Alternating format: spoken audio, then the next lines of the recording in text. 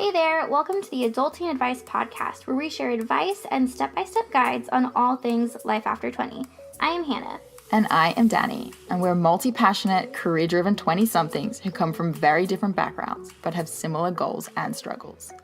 And we're here to chat about it. Join us. Welcome to the Adulting Advice Podcast. Yes, where we talk all things life after 20. My name is Hannah. I am 24 years old. I work in operations for a startup in Austin, Texas. And I'm 26 years old, and I work for a different startup in Austin, Texas. And that's how Hannah and I have, in some ways, gotten together to talk to you today. Dani comes from the opposite side of the world. Yeah, so it's important to note that Hannah and I are very opposite people. And somehow we still, we manage to get along really, really well, and we share very similar views. Yeah, about a lot of things. And once we started learning more about each other, I would say Dani is someone I look up to and is someone who I've learned a lot from. And the more we started talking about just how different we are, and even though we have all these different backgrounds, there were similar things that we did to get us to where we are today. And for me, Hannah is one of those young people that you meet and you're just like, oh, damn, that's a young person that actually knows what they're doing and has taken the right steps. That's why this whole podcast is kind of coming to be. I had a mentor come into my life when I was 19, and I'm a first generation college student, and I was just navigating a whole lot of unknown.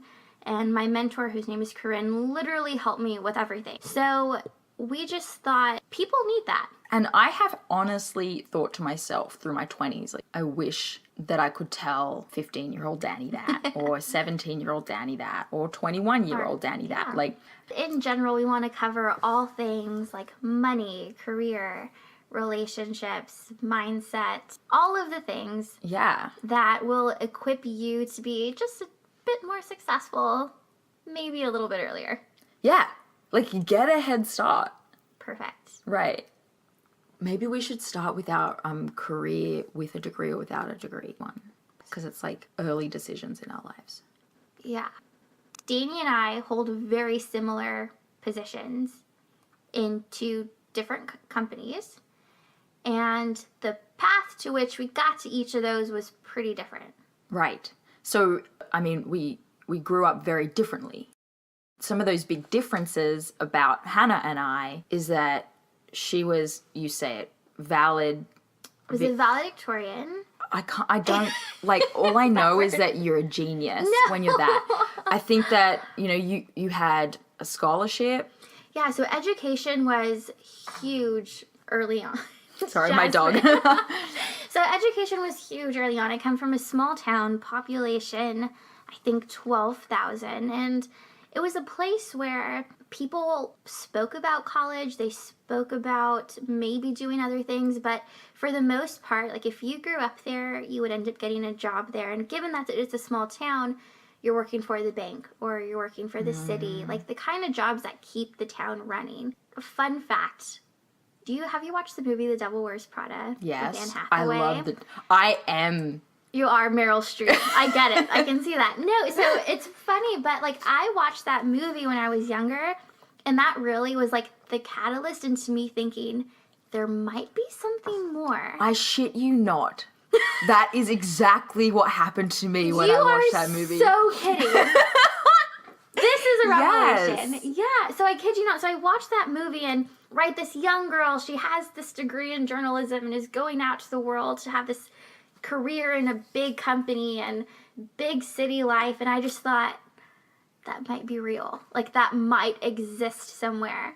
So from an early on, that was literally the guidance that I had going out into the world. I was going to get a job, I was going to move to a big city, and I was going to work in a corporate environment. You were affected by Hollywood in a not so conventional way. Yes, it made me think there's something more out there. So the town that I'm from, it's a low income community. Again, there's not big jobs, big careers, or anything like that. But I just thought I'm going to get out of this place and I am going to be a woman in business. I always wanted to do that. So I graduated, I worked hard. I was, like you said, the valedictorian of my high school. I then moved to Austin and I got my degree in business, and that's really the route that I took. Yeah, the Devil Wears Prada shaped my life. Okay, so I grew up in a large town. I am from the city of Sydney, which, although a much smaller population in Australia, Sydney is bigger than LA, so it's a big city. Oh, gotcha. Yes, we're just all in one spot on the island. So I was terrible at academics and school. It wasn't important to me at all. And I knew that about myself, and I knew that early on. Like, I wasn't keeping up in math, even if I would try. The things I was good at, I didn't see the value in them, which is like English and writing. The position I found myself in 10th grade is, do I want to finish the last 2 years of school, or do I want to drop out and start working? Because I too saw myself as a businesswoman, but I was a victim, I suppose, of that can't happen for me mentality. Gotcha. Where, like, the women in my family, we don't go to university and we are not academic people. Oh, Yes. yeah. My parents, they didn't go to university, and they just worked really, really hard, and that's what I saw, and that's the guidance that I had growing up. And I was given every opportunity to go to university. That's what I wanted to do. But I spoke with my parents, who helped me come up with options.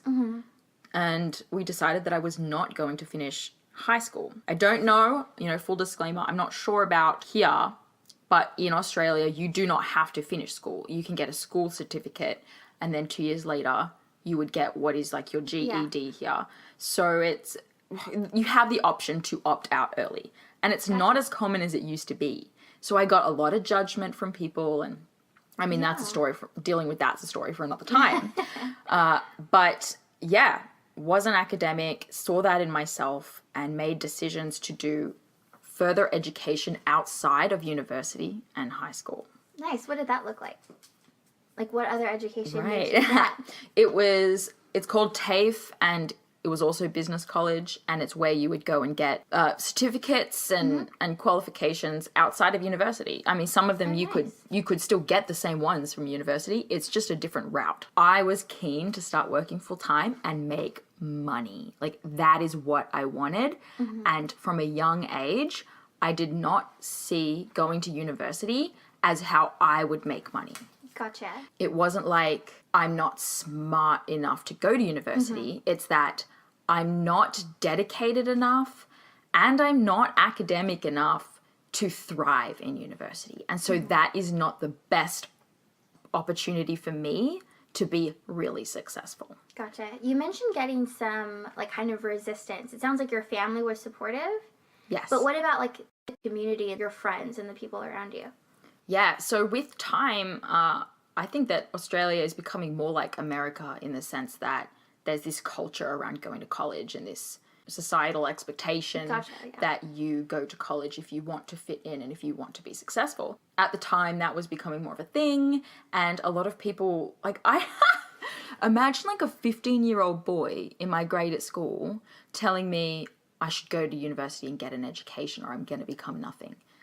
The great thing about that is that it just fires me up so much more. Like, I just remember those things, and I just, that doubt in people was a fuel for me. Like, watch me. Yeah, it really was. But that was a learned habit too. So, and that's things we want to talk about. How, that's why this podcast is here, right? And did you notice that when I was speaking, I started out all negative, like I wasn't smart enough to go to college, blah, blah, blah. But in the end, I had almost forgotten to tell you that I knew that wasn't my route for success. It's all about how you perceive it. Like, there has to be, like, an awareness there. And you can learn how to think this way. Sure. What kind of job, so you said you wanted to make money, right? So what did people do? Like, what were some of your first jobs? And did you ever get hit with do you have a degree, or was education ever like a barrier? Straight out of out of high school, I went to business college full time for 6 months. So I basically went on an intensive camp where I learnt skills that you do not learn in school. Touch typing, becoming a Word and Excel pro, like admin stuff. Gotcha. Right? And we'll talk about this at some point. This would be a great topic, I think, but I strongly believe that if you don't know where to start, admin skills is where it's at. It was super intense. Like, we wore a uniform. We dressed like flight attendants. It was the ugliest thing. Oh, we need a picture. Yeah. I came out of that 6 months later, applied for jobs that needed these qualifications that I didn't have, but if I could just get the interview and the test, right? Because these big companies, this was when I'm looking at big corporate companies, they put you through testing, and so do hiring agents. And I was nailing these tests. I was getting like 100% on these technical tests. Oh, nice. And so that really helped. Like, I could really prove that I had these skills, and that helped with not having the education. And I also learnt a lot from mentors about how to interview, how to apply for jobs. Yeah. So honestly, not having, degrees or qualifications meant absolutely nothing for me early on in my career. That is awesome. Do you feel like that shifted when you moved to the US? That's another one. And my journey of employment in the US is super, super unique. And so I think that we should not talk about that today. But we will. It's a really cool story, and it does have everything to do with getting your dream job, how you get it from an island on the other side of the world when it feels out of reach. Like, you should get pumped up for that episode. Seriously.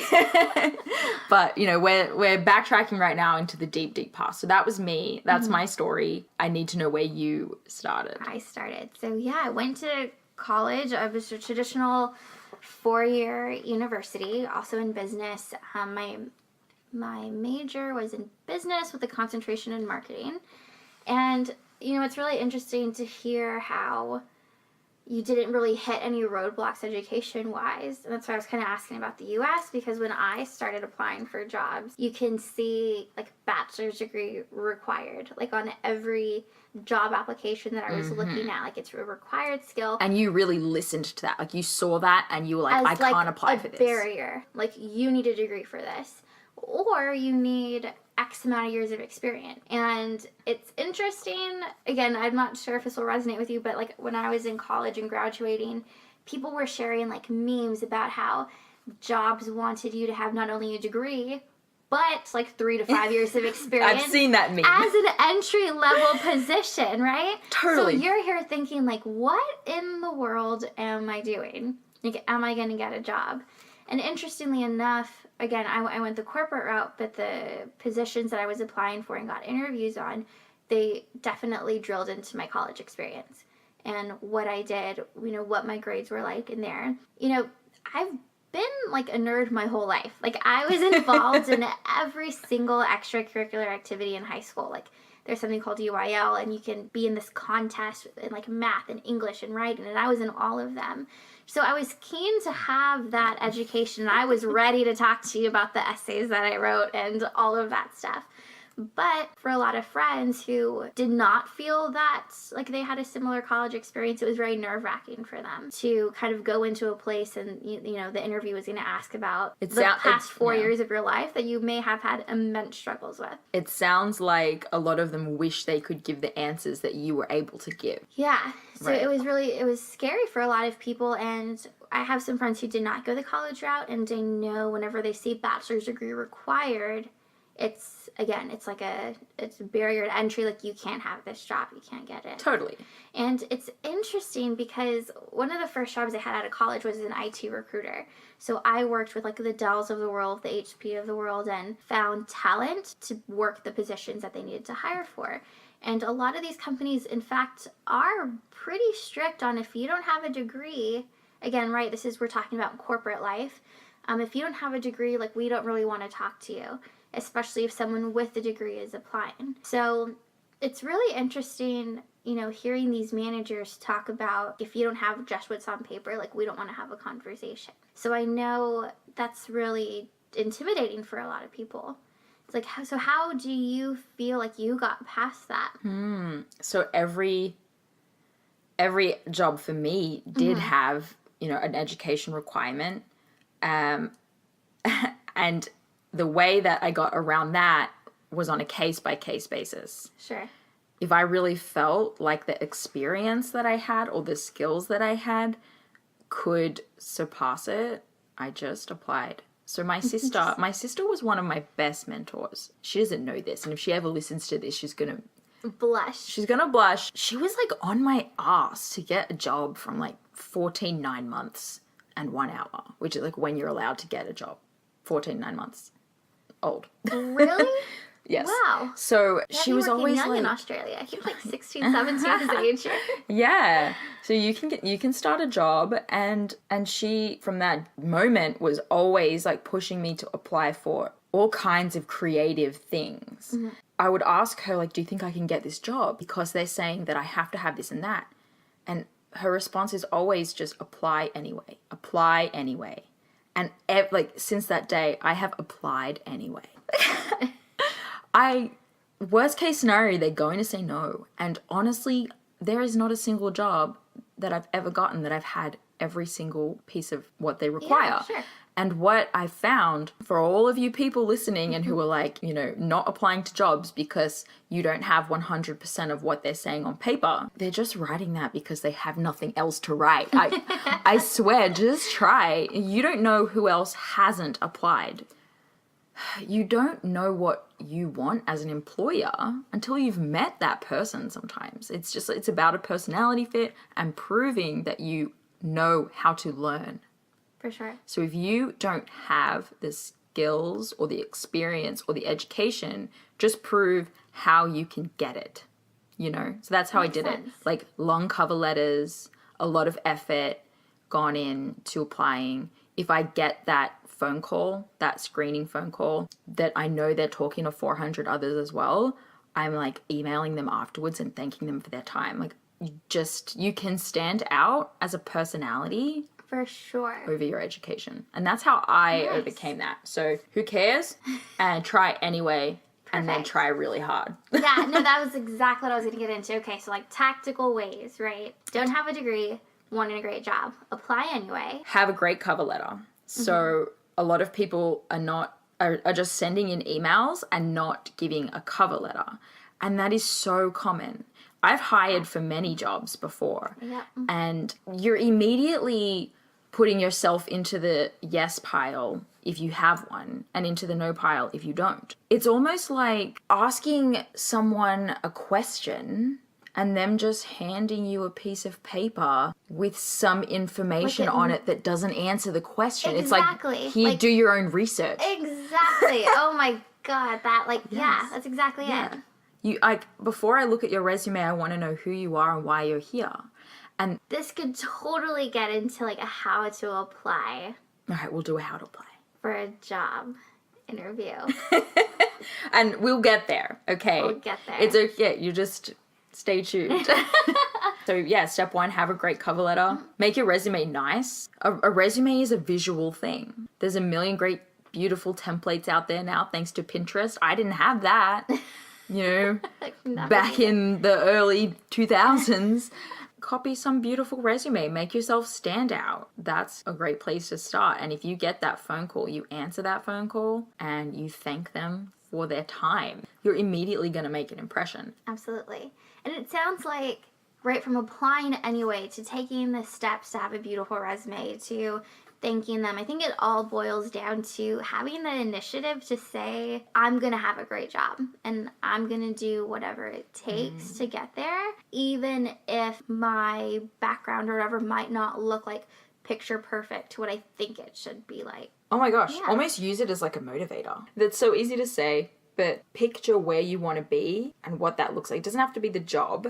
Just like imagine yourself showing up somewhere. How do you want to show up? How do you look? How do you feel? And you will build like a kind of persona and a confidence that you can bring with you into your role. So they say, you know, dress for the job you want, not the job you have, but you need to do that inside and out. Does that make sense? It makes total sense. You have to step into what you want. And I think that's probably like the biggest roadblock for people. And it even kind of flips back to when I was in college, right? Trying to get these positions that in theory I was qualified for. But even in then, like there's a whole other realm of, well, did I go to the best college? Are people applying who went to like a better university than I did? And there's all of this like chatter in your head that regardless if you have a degree or you don't have a degree that are getting in your way. You definitely hit the nail on the head. Like you just have to go for it.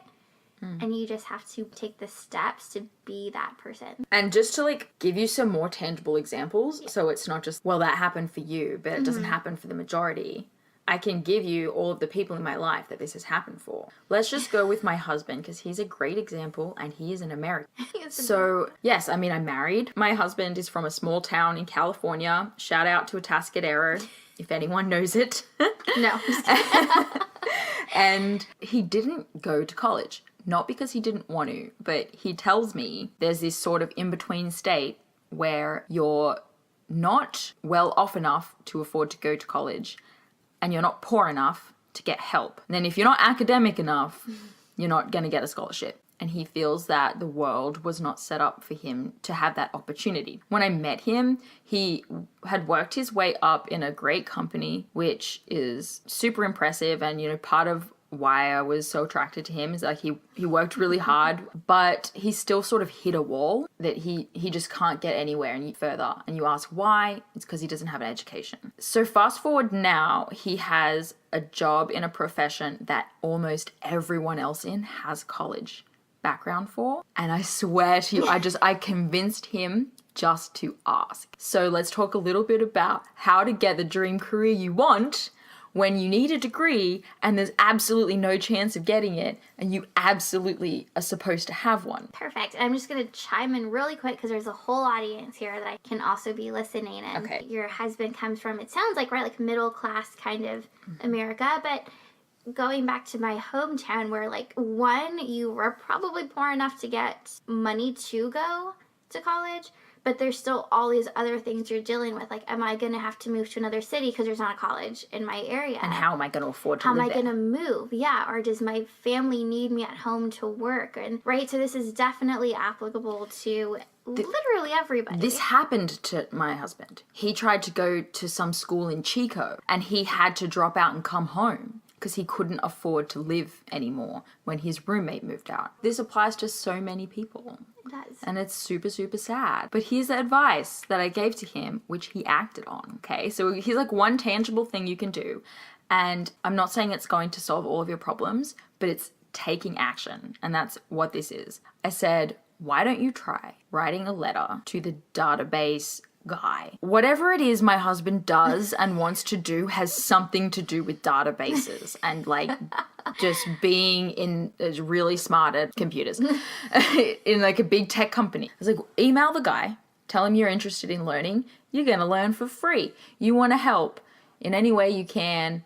You just want to learn because working for free is still easier than getting an education, like at this point. And I did a lot of work for free in my past, so I could tell him that this worked. So he did. He wrote this long email, and that day, this guy comes up and gives him homework. Try playing with this kind of stuff at home, blah, blah. Goes home Friday, comes back on Monday, sees the guy, and Jake shows him all the homework, that he did it, and he had some questions. And this guy was blown away. I swear. He was like, people have asked me before and no one has ever followed through. Because people ask these questions trying to get like a free job, whatever, without having to do the work. But I said to Jake, you send that email, you make this promise, and if he comes back, you follow through. And that's exactly what he did. And 3 months later, I swear he's like the first junior database administrator guy on his salary, because it was within the same company, who was doing what he was doing without a college degree. Like, it just blew my mind that this one action that he took to prove that he was willing to do the work and listen. I just think that's amazing. It's perfect. That should be like the challenge to the audience Yes. of this thing. Yes. Find a place where you want to go or like a job you want to be at. Someone that does or works where you want to do or work. Reach out to them. Offer your time. Yeah. And learn. Beg for their time. You know? Give me one thing. Because here's the other thing is that you don't want to create more work for that person.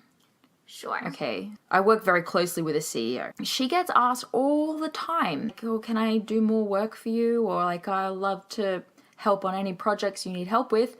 But she doesn't have the time to explain the projects or come up with work to give to you. So show up with your own ideas if you can. You know, this is what I want to help with. Do you have any advice specifically around this? Do half the work for them. Yeah, that's taking it to the next level. So not only asking someone like, hey, can you please be gracious enough to show me something? But hey, like, I think this is how you are with your current company. You found something you could actively do before you were even able to ask them, can I work for you? Yeah, pretty much. I had done the thing where I emailed and was like, is there any way I can do something? She said no, basically because she doesn't do the hiring because she's a CEO and that's like not her job. But then I found a huge block in their company where they were not serving their customers the best that they absolutely could. And I was super brave, guys. I almost cried when I hit send on this email. I was so nervous. But I had said, you're not doing a great job here. Here's what you should do. Her response, like, I must have got her on a great day. Oh my God. Her response was just like, true that. And do you want to do it? Because I don't have someone else to do it. That was it. Like, put your money where your mouth is. If you're going to point out problems, say that you're willing to help. And I've done that time and time again. That's what Jake did with his life. I truly believe that the power is in asking. And asking the right way. Have you ever done anything like that? Yeah, that's like how my current job is too. I'm not sure if I ever told you. So my current job, so again, I also work closely with the CEO. Okay, I should backtrack. So the way I found my first mentor was on Care.com. I was a babysitter when I was in college. Just so happened when I was trying to transition out of my first corporate job into a new job, I went ahead and reactivated that Care.com account because I thought that could be something I do in the spare time. Like if I'm going to want to make a career change, oftentimes you need some kind of cash to like back that up. Well, the CEO's wife actually found me, and the conversation, literally I met them at a coffee shop, initially talking about family life, and then they ended up talking about their business, and it was just like hitting like a jackpot there. Like I knew that realm. It's in architecture and engineering, which I also have a background in, so I was really able to talk to them about marketing, which they had never done before. And I knew the industry. The conversation literally ended up changing from, do you want to watch my kid? Do you want to work for the company? Oh my God. And yeah, I mean, we started talking about all the things, right? He was talking to me about their pain points. And I said, well, you could do this, that, and that, which there would be solutions that would cost them essentially $0. It was just time. They realized they didn't have the time to do that. Yeah, that day they offered me a job to work with their company. That's awesome. Being proactive, and right, you can't do the pity party to where like, I don't know anything, like I just need someone to give me a chance. Like that's a very different mindset. Yes. Like, can anyone just help me? That's not where you can be, because the answer is probably not. People don't have the time, and it's not something that's rude. They're not trying to be mean, but they're trying to like tackle their own goals, and they don't have the bandwidth to just help someone out. But if you come to the table saying, okay, like, yeah, I don't have a ton of experience, but I do know this, and Here's this what is what I I'm can gonna help do. you with. Yes, that is like the way that you ask that question. This is the value I can give you, and this is why you should give me a chance. And I think that's an entirely different conversation. I think that's the same thing whenever you go to that interview and they say we need 3 to 5 years of experience. I think the willingness to show up is like what people are looking for. Yeah. Not necessarily just the willingness to like be a shadow and follow someone around and trying to like capture things like that. 3 final tips. Just pull them out. Are they summary or are they fresh ones? Quick summary. What you can do today, I think, from both of our experience, is just ask, take action. And let go of that fear of this isn't for me, or I cannot be the one to do this. Ask fearlessly. We'll go with that. Yeah. When you do, show up professionally and reliably. Write nicely.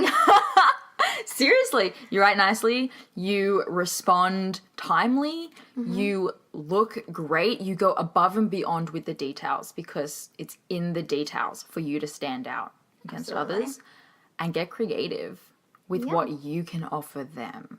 And that's like a whole conversation you need to have with yourself. You know more than you probably think you do. And you're able to offer people more than you probably think that you can. Okay, cool. There was good stuff in that. Good stuff. There's a lot of things that I think that we should elaborate on in other episodes. So Absolutely. Well, sounds like we're going to have another episode. we will see you guys in the next one. Thank you so much for tuning in to the Adulting Advice podcast. Head over to adultingadvice.com. Yes, we managed to get that domain name. Yes. And and please shoot us an email. Did something in this episode resonate with you, or is there something that you would like us to talk about? Join our email list so that we can chat with you, and we'll see you. How frequently are we doing these? What is aggressive? Every week? Every week. Let's do it. Did you say what's aggressive? Yeah. Every week. Every day. Just kidding. Once a week. We will see you in the next one. Sweet. Bye. Bye.